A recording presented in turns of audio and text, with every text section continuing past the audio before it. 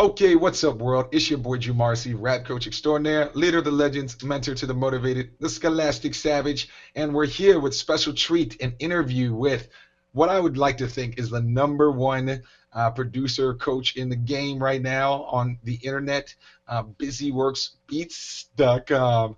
That's my little, that's my little impression there. He's a legendary producer coach.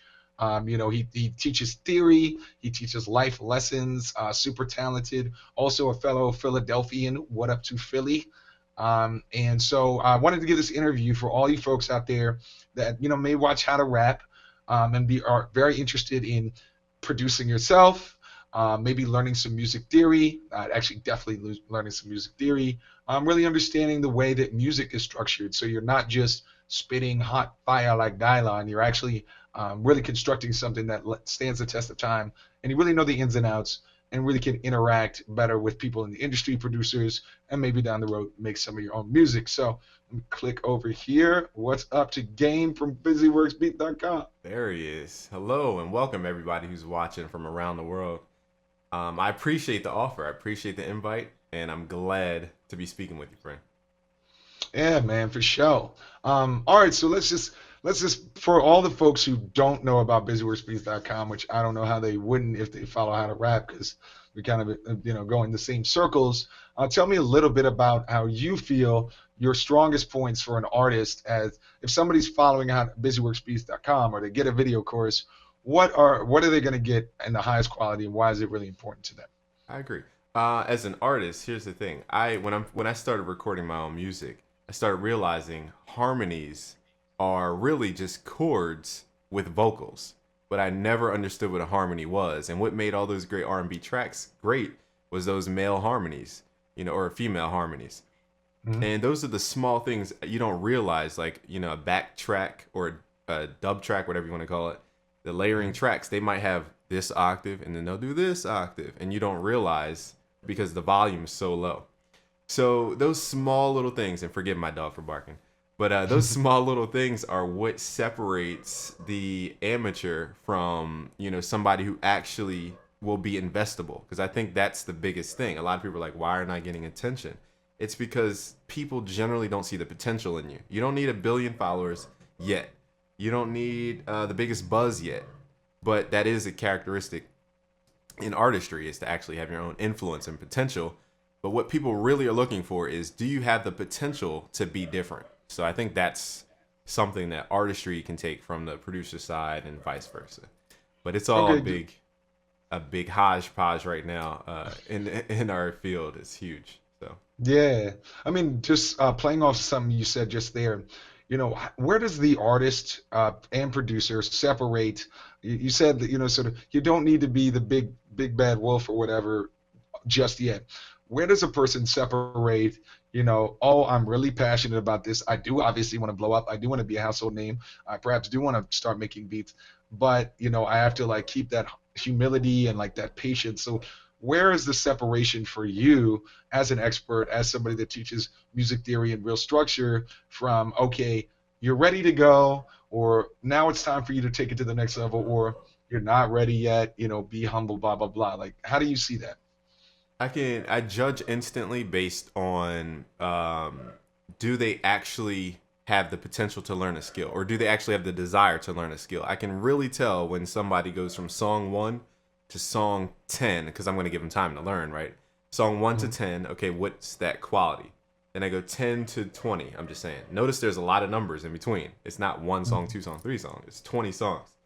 And I'm saying, okay, what's the difference between song 1, 10?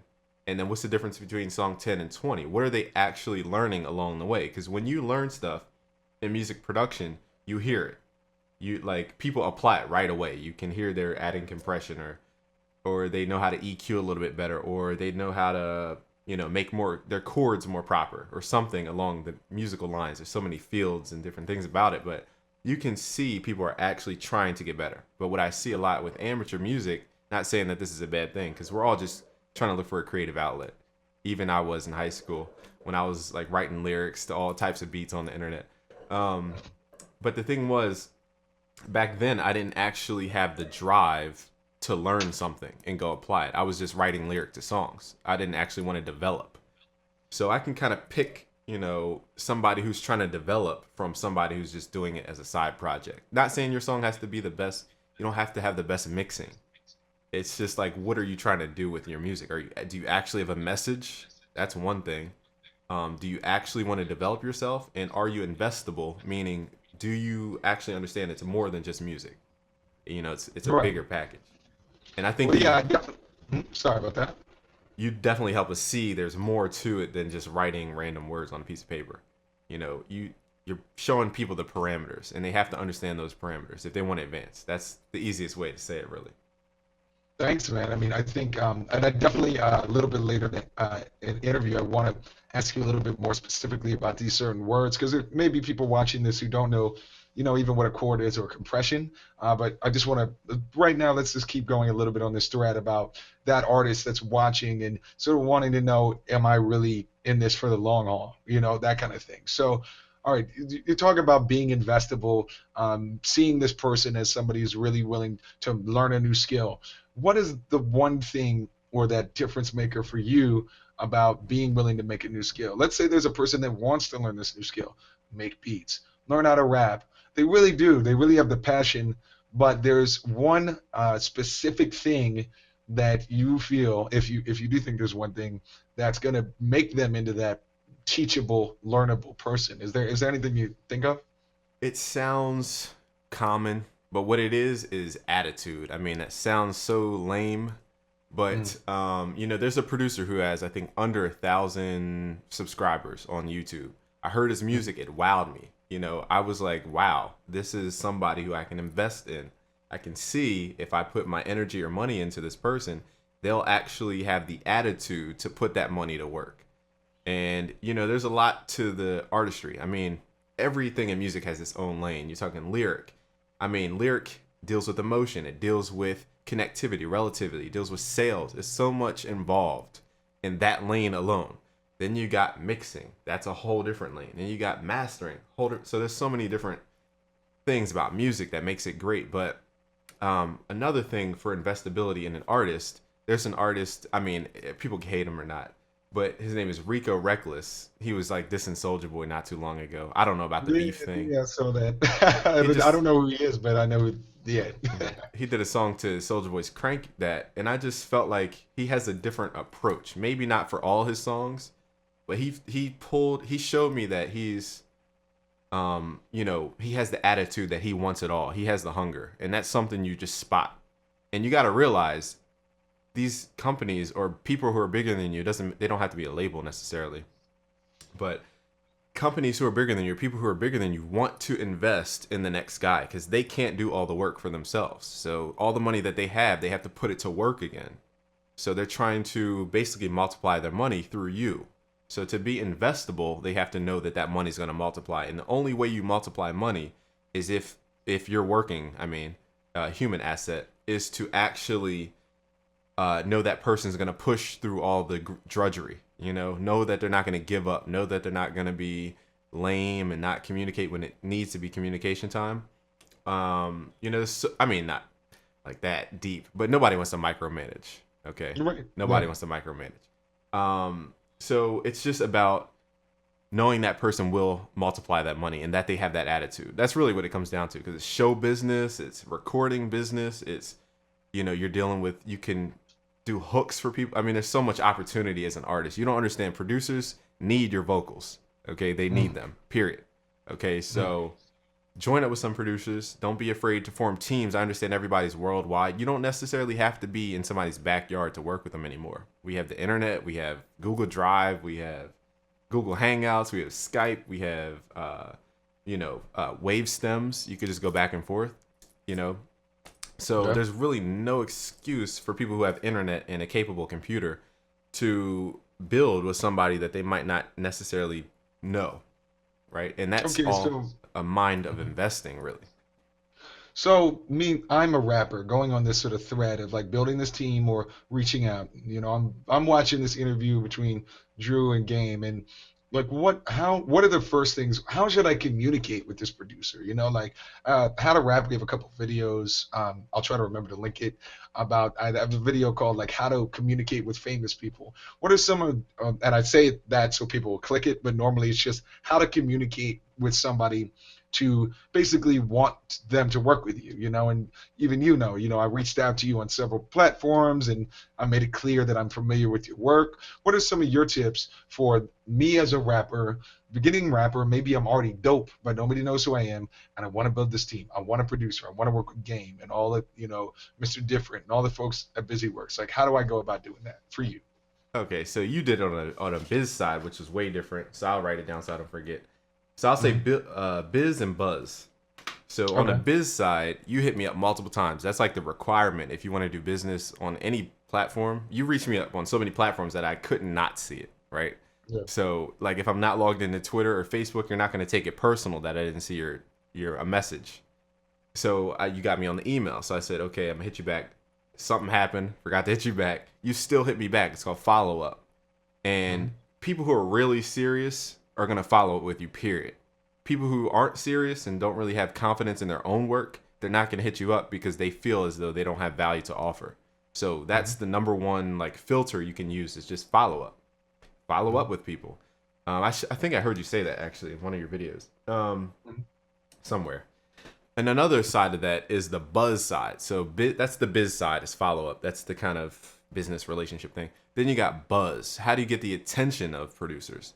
I would say a quick kind of plan you could do is go to classic instrumentals, like just classic, record over classic stuff, and then bring your approach to that classic thing. So, for example, T Pain did a remix to Panda. He doesn't sound anything like Designer. He actually made it into his own thing. It's the same beat, but a completely different vibe. He had harmonies on there. He had like a lot of different rhythmic sections. He made it his own.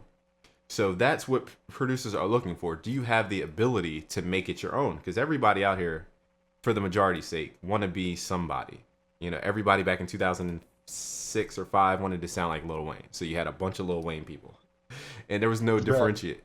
It just sounded like a lesser Lil Wayne. So nobody's really looking for that. Even though some people would say Designer kind of sounds like Future and different things, but I think Designer has his own approach still.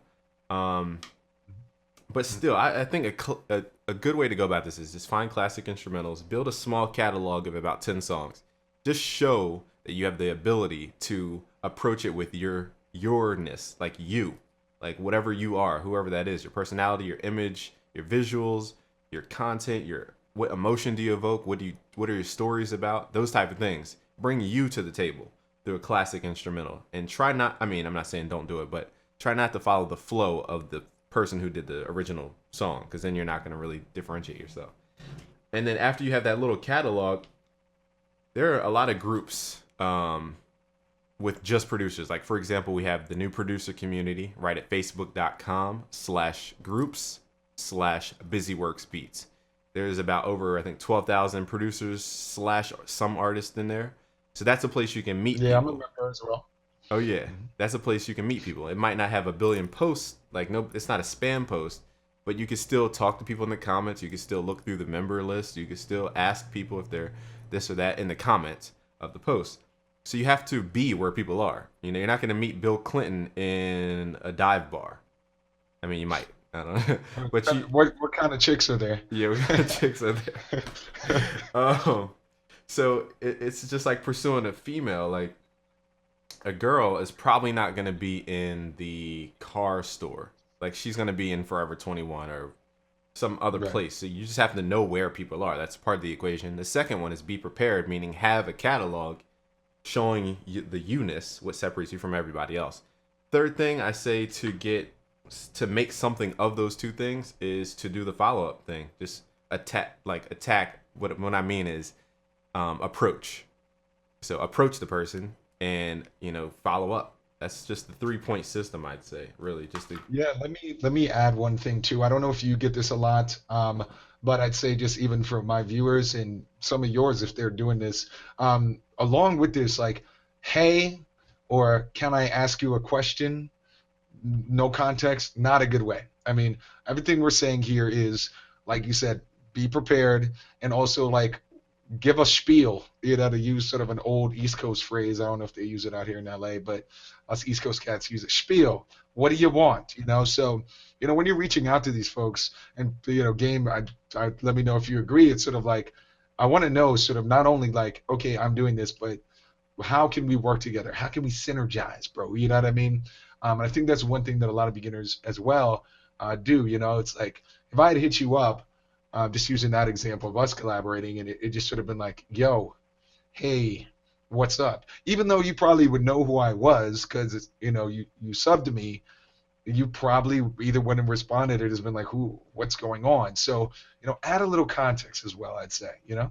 Right, and definitely the familiarity helped because I don't just do stuff with anybody. Period. Mm, But I knew you. I knew the value you offered. I knew your content. I knew your persona. I knew your integrity. That's the word I'm looking for. So thanks. it's a different scenario. That's like that's the same but different at the same time.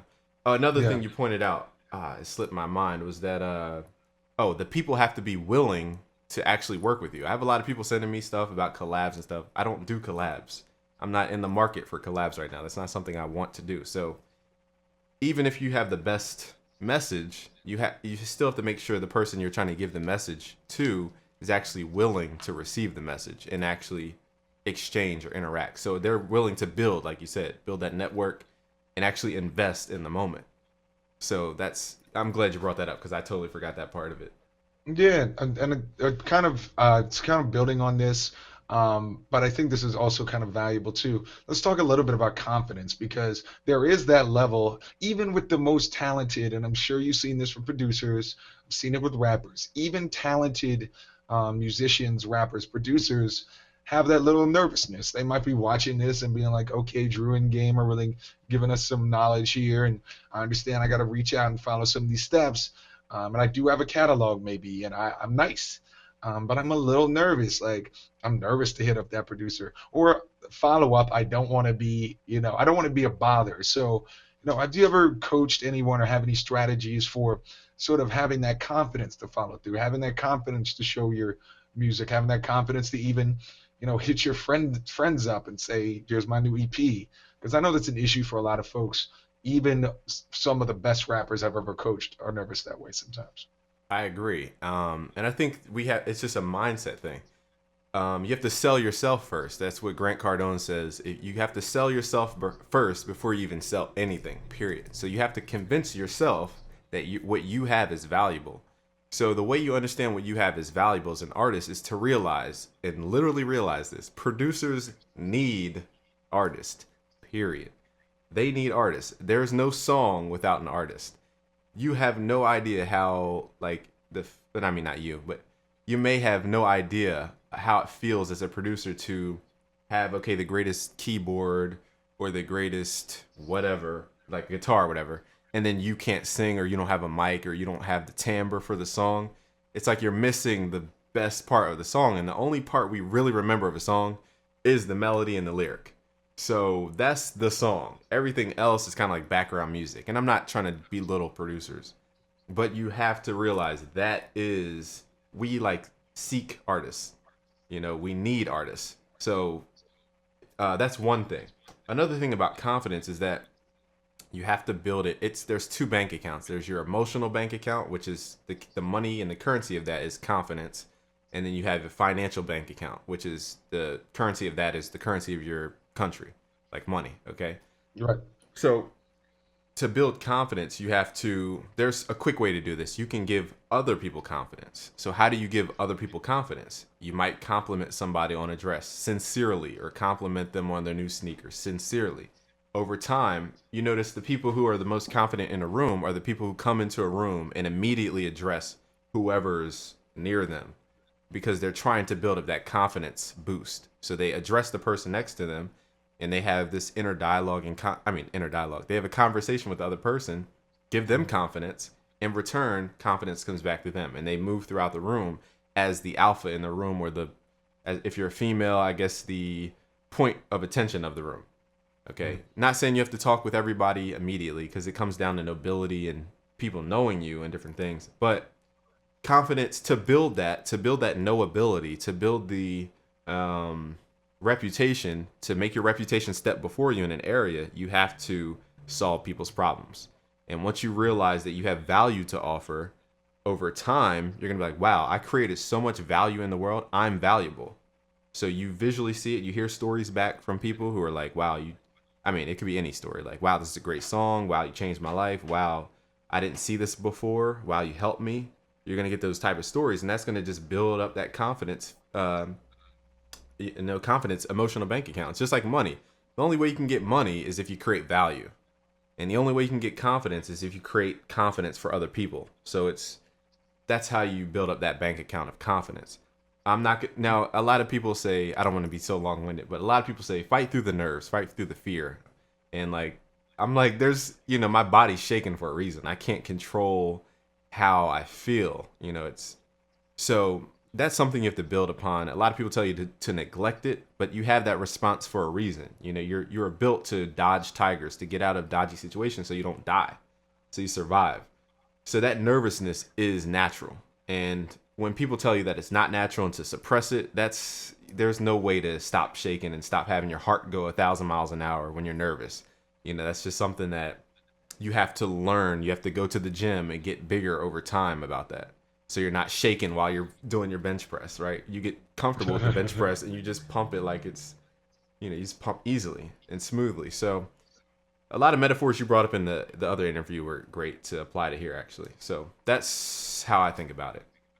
Yeah, I mean, I think that just tying back to something you said a little bit earlier, think about sort of Grant Cardone and folks like that. A version of that I had to step to as well, sort of like that confidence to bring value. You owe it to them is it's Jordan Belfort. Everyone kind of knows him as like Leonardo DiCaprio and Wolf of Wall Street. But if you watch his actual content, which is really some good stuff, he talks about the idea that if you know that what you have to sell is will improve the person's life, not only should you try to sell them well, you have a moral obligation. You know what I mean? I mean, it's sort of there's another analogy. I don't know where I heard it. It might have been Grant Cardone, but the idea of if you know you have $1 million to give somebody, sort of like the big checks, like Publishers Clearinghouse type thing, but you have it in your pocket, and you're about to walk up to them. Are you going to be nervous? Like if you know you're here to give them $1 million, are you gonna be nervous? No, you're gonna be like excited and knowing and confident that you're gonna improve this person's life. And so, like you said, I mean, convincing yourself that your music or your social connections or your buzz, all of that is that $1 million check you're giving to that fan or to that producer. Like you said, producers need artists. I think that's really good advice. And you pulled up another thought of mine. And a lot of people have to work on the mindset thing. But I don't want to be too businessy, but here's a mindset is that if I used to have this thing about credit cards. Like I used to work at Sears, and one of the rewards was if you sell somebody a credit card, then you get like a $5 bonus or something like that.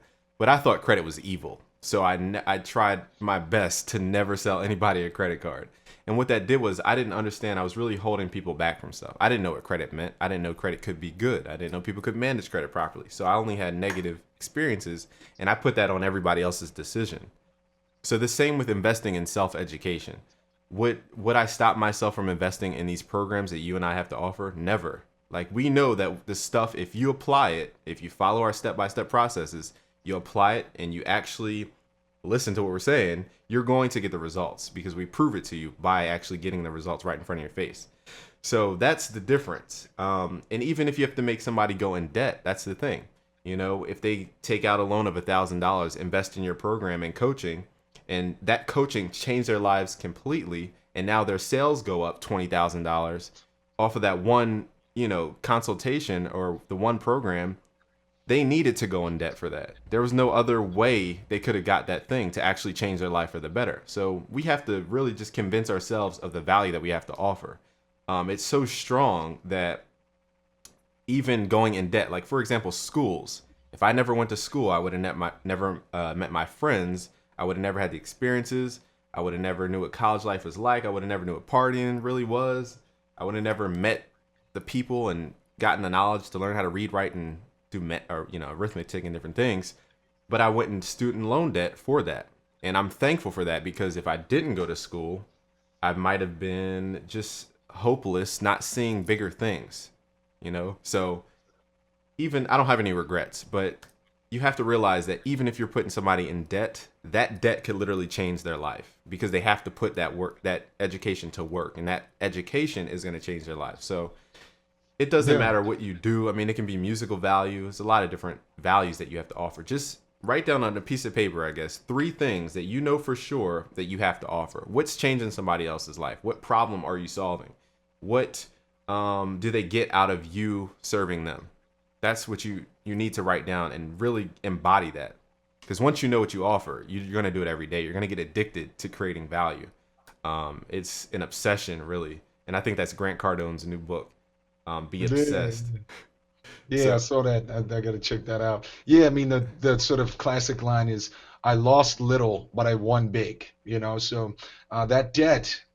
Another sort of sports analogy. I don't know, I'm in sports and all that, but it's sort of, yeah. Sometimes it's better to take the 3 points of the field goal, give the ball back and just stack points rather than going on fourth down to throw that touchdown.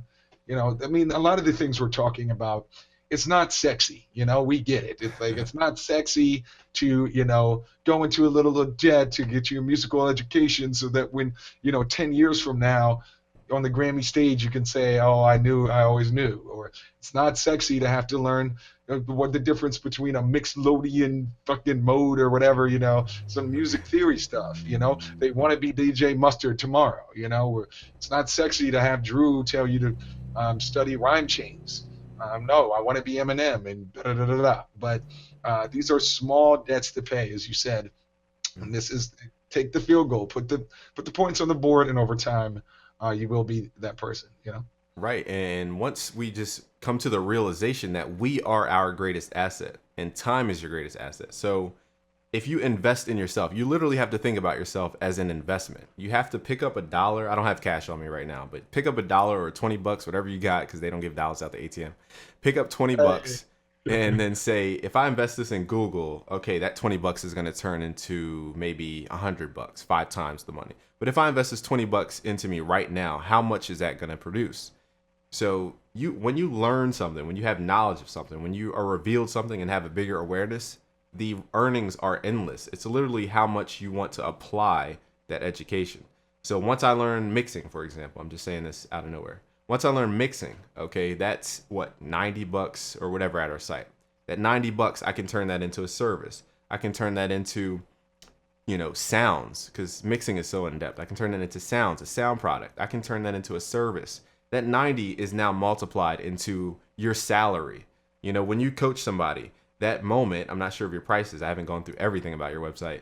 I'm sure it's Mhm. justified on many different ends because that time you're going to be stepping up, having the altitude to look at their problem and guide them to point B or guide them to the end goal.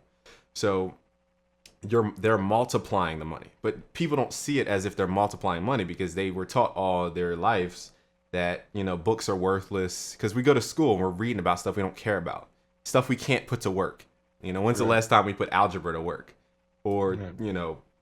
French history to work, meaning we produced value from that knowledge. We're not Well, I mean, used. I think that adding on also, being aware of how we're marketed, sort of similar to the thing is like going to get the music theory course or the mixing course from busyworksbeat.com or going to sign up for How to Rap exclusive group. You're fighting every day that you're learning mixing or notes and you're learning how to rap and stuff. You're fighting against that video again of, DJ Mustard with his big 10 Summers chain. You like the powers that be or whatever, the machine really does want you to believe that it's that easy, and they don't want you to invest in, the music course or the vocal course or the Godflow course or whatever. They want you to be like, oh, but Pharrell's got these new sneakers, and I want to produce like Pharrell, so I should buy the sneakers first. You know what I mean? So I think on top of investing that time is just also being very aware of you are being constantly, not you of course, but the fans and folks who watch us are being bombarded with No, it's much better to invest in the 10 Summers jacket. It's much better to invest in the ice creams. I don't know. I'm dating myself. I think those are old Pharrell shoes. But Right. whatever. Whatever these young kids. Damn, Pharrell. I am other. What is that, Pharrell? I am Anyway, other. I got uh, you. That's a good point. There's 2 points I want to bring up before I forget. So marketing, you mentioned that. That's a skill. Like, here's the thing. I have to, I guess, go to the other point first. The indie, you have a video about this. Like, do you need record labels?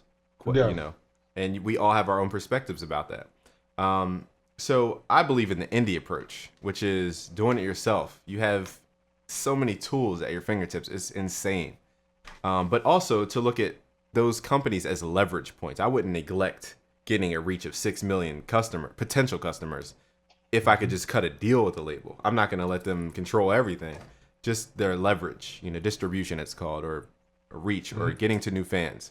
So that's something you could look for the bigger labels. But as far as the majority of your business, going indie and going self-started is probably the best way to go and the easiest way to go because it doesn't cost as much. There's no huge investment.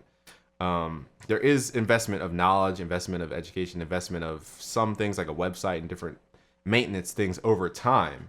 But for the mhm. most part, you can get started for free. There's ways to get started for free if you have internet connection. So along with the indie thing is you have to learn marketing because now that you're indie, if you don't have a team or if you don't have people surrounding you who really understand the structures and how to transact with people, because that's really what it's about, just transacting with people, you're not going to see the biggest results. But they blame it on other stuff, like, oh, it must be my beat isn't hot enough, or oh, my whatever lyrics aren't hot enough. I'm just saying basic stuff, but it's a full picture thing. So just like you're working on your skills for your chains, you're working on your skills for your songwriting and emotion evoking, if that's a word, evoking Mhm. emotion, Mhm. and really making people dive into the storyline without being distracted. That's a skill. Just like you're learning that skill and learning how to pick sounds and sound selection, you also have to learn how to be presentable. And marketing is about being cool. It's about being presentable. Um, like Pharrell shoes, they're wacky, but they present them in a cool way. The ice creams, because they have ice cream Right. cone at the bottom. That's different. I've never seen that before. It's different. He might have the same materials as Adidas, but he decided to approach it different. Now, some of his shoes look like bowling shoes, and I've had a couple pair, orange and Mhm. gray ice creams. so, Hey, yeah, so Stan Smith, yeah. Mhm.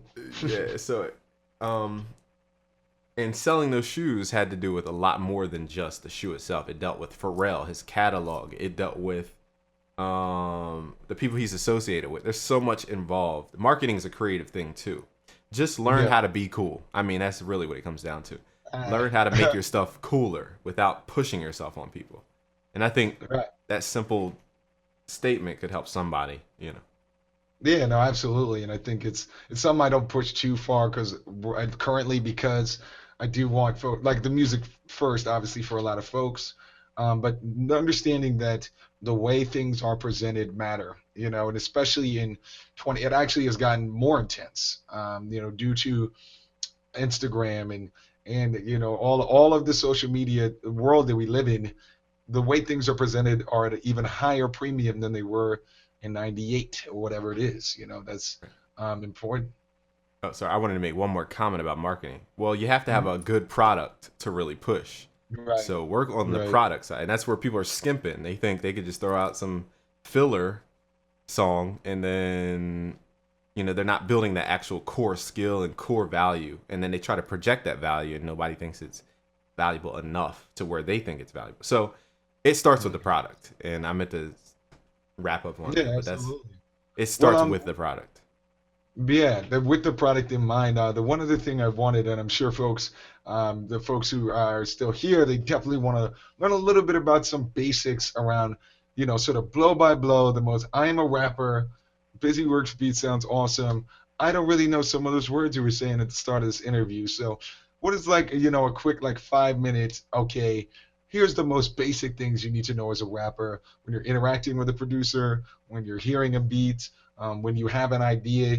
So, sort of basic lingo, producer lingo for dummies in a few minutes and stuff. Okay, great. I'll give the short answer and the long answer. The short answer is you can go to busyworksbeats.com Hey, slash beginners, and we have a full sequenced course to bring your awareness to every little step. So there's steps to music. There's the recording process, which is the first step in everything, is recording, or the core sound. We have to have sound to build stuff. So it starts with the recording first. The second step would be composition. So some stuff intermingles. So if you're recording, like, say, drums, you could record drums. It doesn't have to be vocals right away. You could record a guitar, right? Then it moves into composition. You record, I mean, not record. You compose the song. You arrange the song.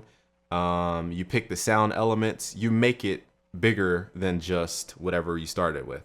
Okay. And the next step would be to record vocals. So vocals usually are recorded um, after you have the beat or the foundation of a song. So you record that thirdly.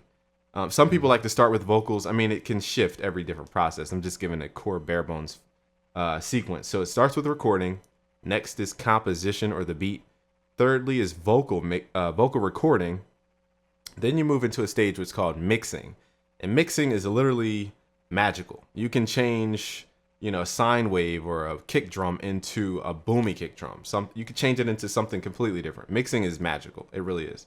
That's mixing. And then you have mastering, which is where you make it polished for the radio, make it loud enough, and add metadata and different things. So that's the full process of a song. And then after mastering, you have marketing.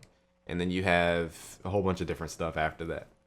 So let me see how many points that was. Recording, let's go over it real quick. You record, compose, vocals, mixing, mastering. So it's a 5-point process in total. But those 5 points can go in depth. I mean, people have careers around each of those steps.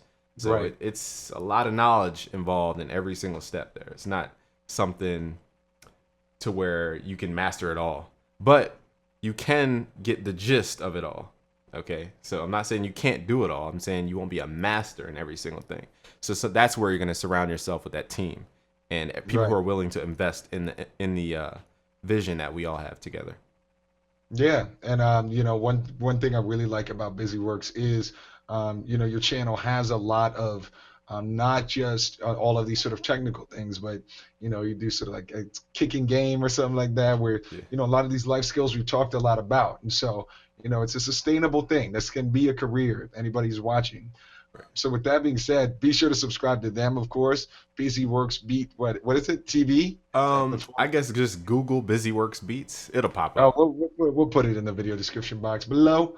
There you go. Yeah, any last things you'd like to say? I want to say thank you, of course. I mean, it's an honor. Big fan. I follow, all your stuff. But yeah, any last things for the how to rap world now, the, combined worlds out I, there. I would say the moment you go all in is the moment you're going to see more process. So you just have to make the decision that you want more and that you're going to be more. So just go all in, don't hold back because subconsciously we're all holding back something. So the moment you decide to go all in, that's when you're actually going to see big results because I've seen it for myself. So I wish you the best. I appreciate your invite here. It was fun. So you can check out the other Absolutely. interview on our channel as well if you want to see the part 1 or part 2, whatever it's going to be. Yeah, It was fun. absolutely. And we'll put all the links to BusyWorks social media as well. Be sure to follow them. Keep in touch. Feel free to ask questions. Hopefully this won't be the last time we interact in some capacity and be able to chat some more. So if you guys have any questions for Game at BusyWorks, obviously post that interview, this interview, any of our social media, and let us know how you feel about all this. And talk to you soon. Two Philly cats Yeah. running the music coaching game. It's There it is. beautiful. Thanks again, man. All right. He's a good guy, people. All right.